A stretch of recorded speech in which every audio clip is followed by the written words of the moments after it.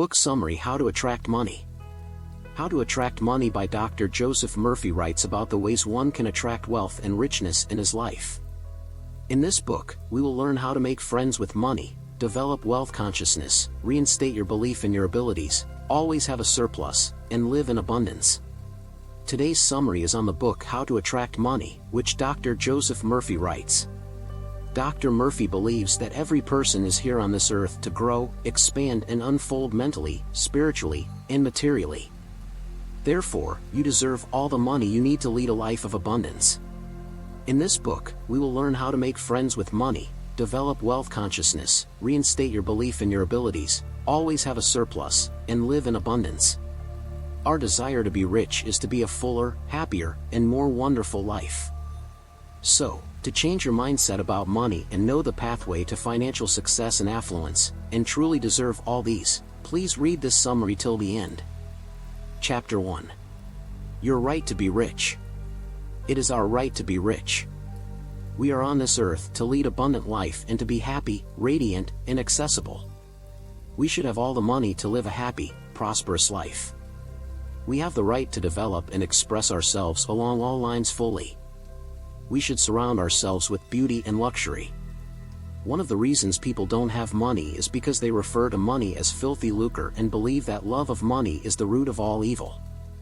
Another reason they don't prosper is that they have a sneaky, subconscious feeling that there is some virtue in poverty. This subconscious pattern may be due to early childhood training, superstition, etc. But there is no virtue in poverty. It is a disease like another mental disease.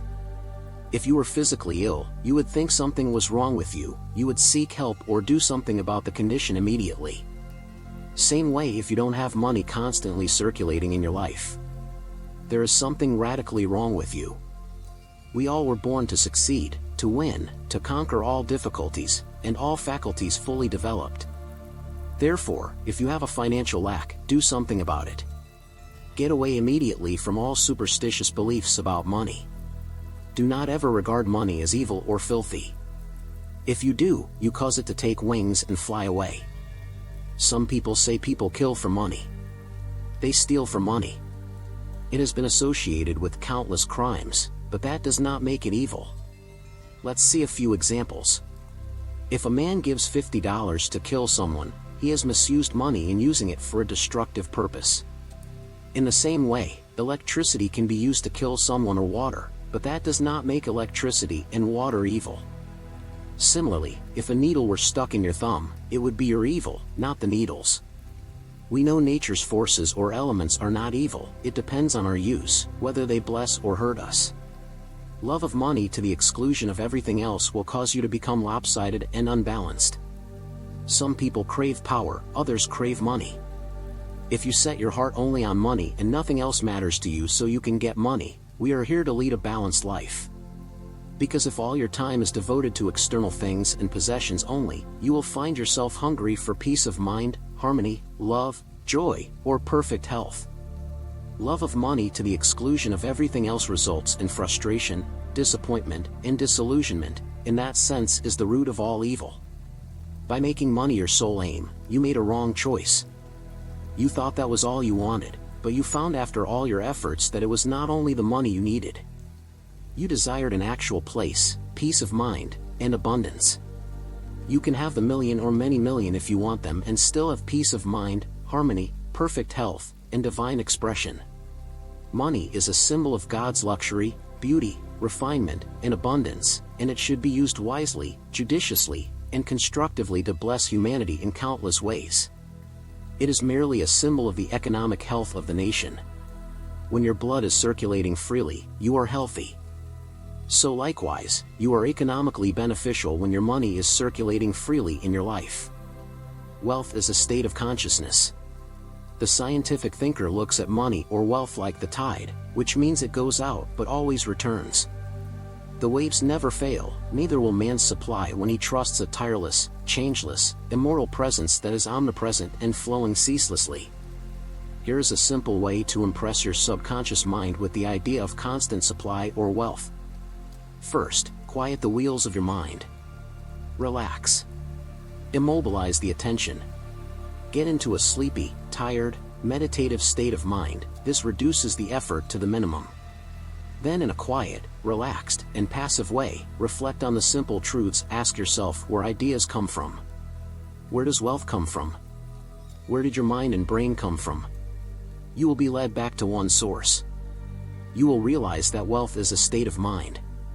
Take this little phrase, repeat it slowly 4 or 5 times a day quietly to yourself, mainly before you go to sleep. Money is forever circulating freely in my life, and there is always a divine surplus.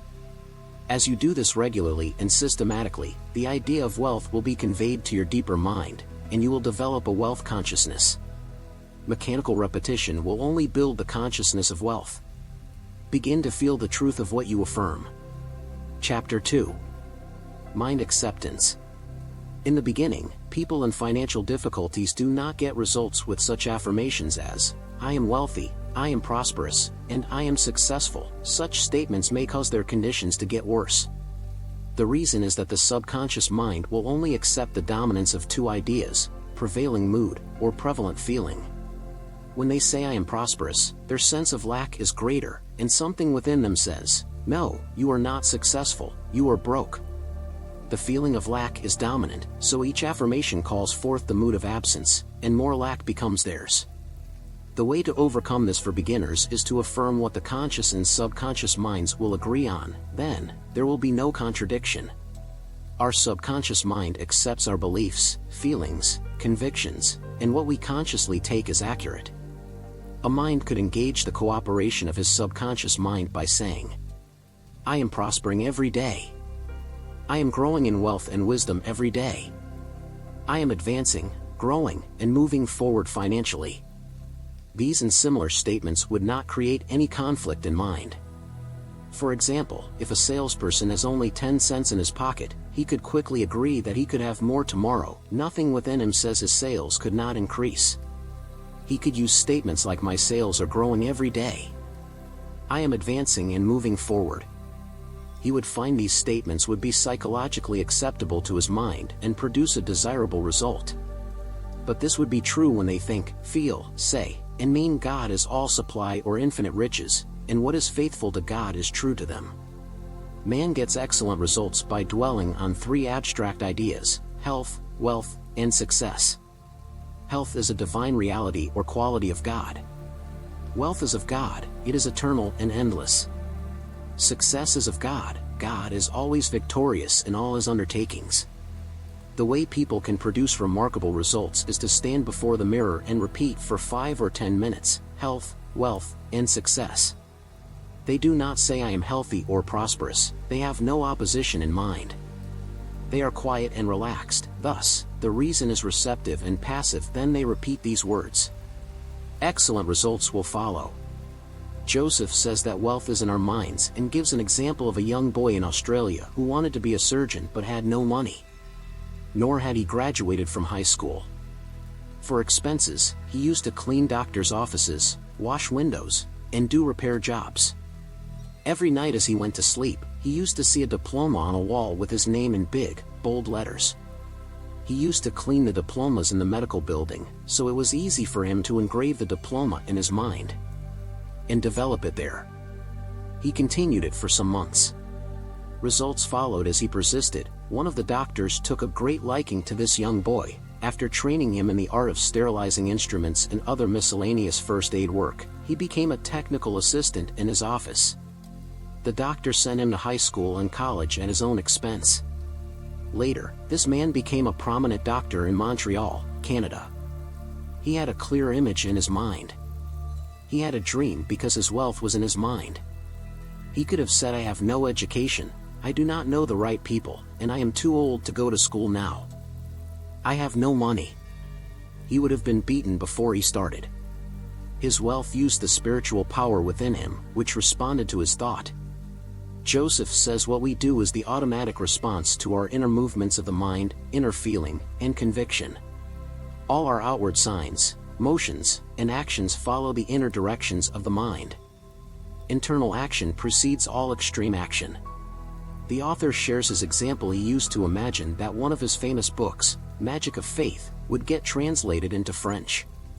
He did this every night for several weeks, falling asleep with the imaginary French edition of Magic of Faith in his hands. And in 1954, before Christmas, he received a letter from a leading publisher in Paris, asking permission to publish and promote the French edition of Magic of Faith to all French-speaking countries. Our knowledge of how our mind works is our savior and redeemer. Thought and feeling are our destinies. We possess everything by right of consciousness. The consciousness produces health, the consciousness of wealth has wealth. If you tell your friend that you are opening up a new business for yourself, he may explain why you are bound to fail. He may instill fear of failure in your mind. But as you become aware of the spiritual power that responds to your thoughts, you will reject the darkness and ignorance of the world and know that you possess all the equipment, passion, and knowledge to succeed. Few people always talk about other people who earn money dishonestly. They are crooked thieves and swindlers. If we analyze the people who speak like that, they are usually in want or suffering from some financial or physical illness. Perhaps their friends went up the ladder of success and excelled at them. Now they are bitter and envious of their success. In many instances, this is the cause of their downfall. Thinking negatively of these other people and condemning their wealth causes their wealth to vanish and flee away. On the one hand, they are praying for God's prospering, and on the other hand, they resent other people's wealth. Therefore, we must always bless the other person and rejoice in his prosperity and success. When you do, you bless and prosper yourself. Now you must be thinking about someone who has prospered financially by taking advantage of others, defrauding them, selling them unsound investments in property, etc. The answer is evident because if we rob, cheat, or defraud another, we do the same to ourselves. In reality, in this case, we are hurting or stealing from ourselves. The loss may come in many ways. It may come in loss of health, prestige, peace of mind, social status, sickness in the home, or business. However, it may come at the cost of money. You can be wealthy and prosperous without hurting anyone. Unfortunately, many men are constantly robbing themselves. They steal from themselves peace of mind, health, joy, inspiration, happiness, and the laughter of God. Many people think they have never stolen, but that is not true. Every time we resent another or are jealous of another's wealth or success, we steal from ourselves. If someone is promoted in your organization, be glad. Congratulate him. Rejoice in his advancement and recognition. If you are angry or resentful, you are demoting yourself. Let the following prayer be used daily by you regarding your home, business, and possessions. The overshadowing presence which guides the planets on their course and causes the sun to shine watches over all my possessions, home, business, and all the things that are mine. All of you should seek inner guidance for your problems. If you have a financial crisis, repeat this before sleeping. Now I shall sleep in peace. I have turned this matter over to God's wisdom within. It knows only the answer. As the sun rises in the morning, so will my response be resurrected. I see the sunrise never fails. Then go to sleep. Your intellect can only solve some of your problems. Pray for the light that is to come. Let your sleep every night be a contented bliss. When you are hungry, poor state, you seek food. When worried, you seek peace. When you are sick, you seek health. When you are weak, you seek strength. Your desire for prosperity is the voice of God in you, telling you that abundance is yours.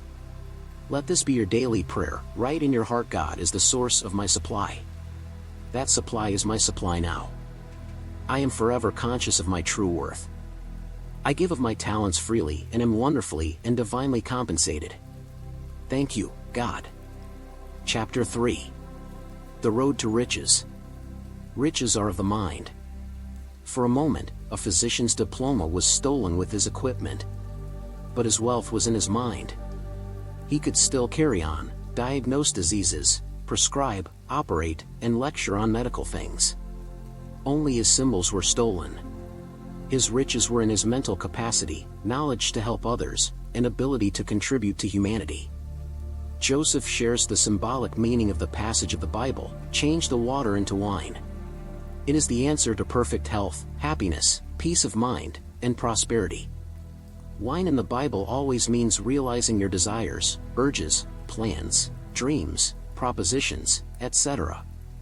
In other words, it is what you wish to accomplish, achieve, and bring forth. Water in the Bible usually refers to your mind or consciousness. Water takes the shape of any vessel into which it is poured. Likewise, whatever you feel and believe is accurate will manifest in your world. Thus, you are constantly changing water into wine. Joseph here shares a case history from his files about a young girl who performed her first miracle in transforming water into wine. She operated a lovely hair salon. Her mother became ill. During her absence, 2 of her assistants embezzled funds.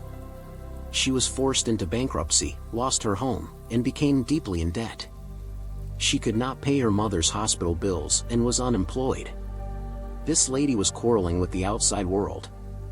She said, "Look at the facts. I have lost everything. It is a cruel world, and I cannot pay my bills. I do not pray, for I have lost hope." Joseph explained to this woman the magic formula of changing water into wine, and she understood that she had to resolve the quarrel in her mind. This same thing happens to us. Like this girl, there is always a tug of war in our minds.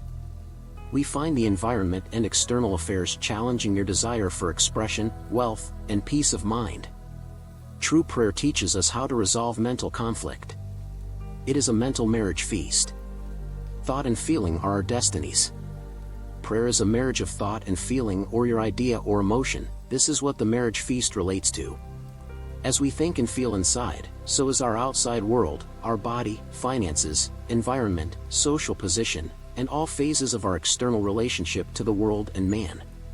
Our internal mental movements govern and control the superficial plane in our life. What does God mean to you? God is the name given to the one spiritual power.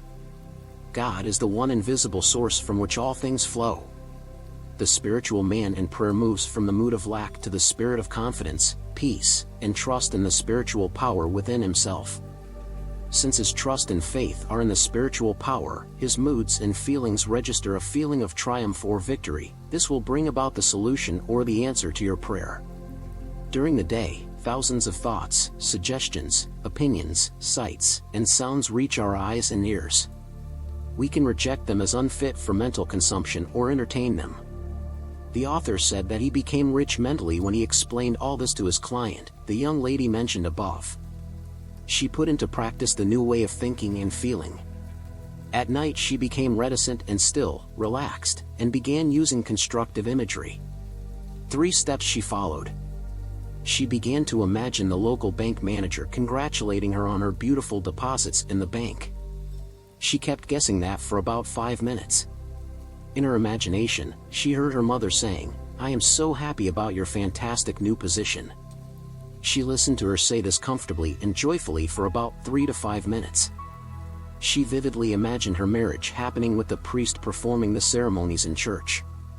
Nothing happened for 3 weeks. Things got much worse, but she persevered, refusing to take for an answer. But in less than a month, she got married, received a check of $24,000 as a wedding gift, and changed water into wine. Whenever negative thoughts come into your mind, which would happen, do not fight and quarrel with them in any way, but go back to the spiritual and mental formula and repeat it quietly and lovingly to selfhood supplies all my needs. There is a divine surplus in my life. There is a divine solution. God's wealth is my wealth. Our prayers are like the captain directing the ship. We must have a destination. We must know where we are going. The captain of the boat knows the laws of navigation.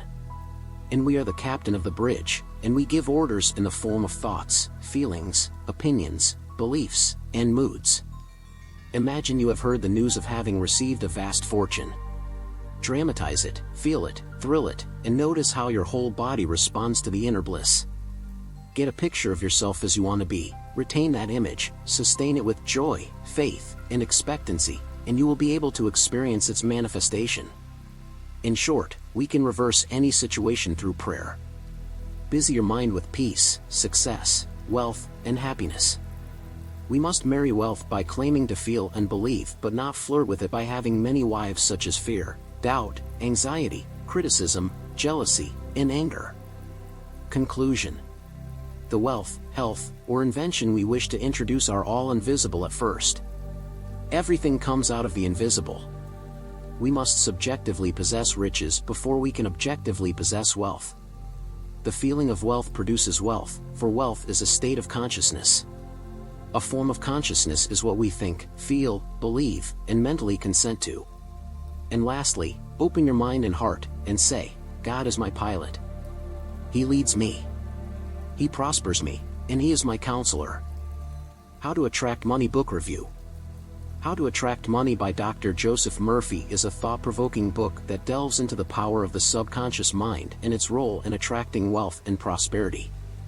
As a reader, I found the author's writing style to be clear and concise, with relatable examples and practical advice.